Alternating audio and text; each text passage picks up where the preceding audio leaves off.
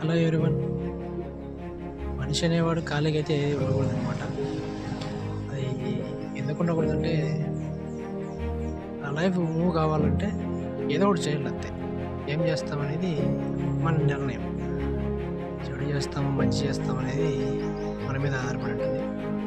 మంచి చేసినామనుకో, దాని ద్వారా ఇంకా దాని రిజల్ట్ చూసుకొని ఇంకా బెటర్గా పర్ఫామ్ చేయడానికి అవకాశం ఉంది.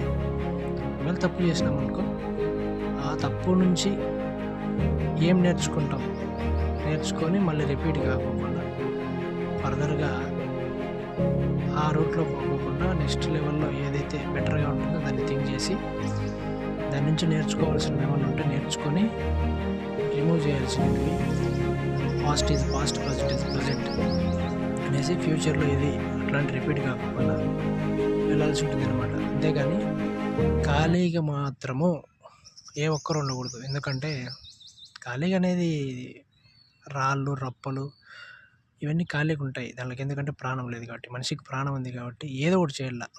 లాస్ట్‌కి చెడ్డ పని అయినా చేయాల్సిందే. చెడ్డ పని చేసినప్పటికీ చెడ్డోడేం కాదు, చెడ్డ పని చేస్తాడు. దాని ద్వారా నేర్చుకోవాలంతే. నేర్చుకొని ఫర్దర్‌గా మంచి చేయడానికి ప్రయత్నం చేయాల అంతే. That is simple.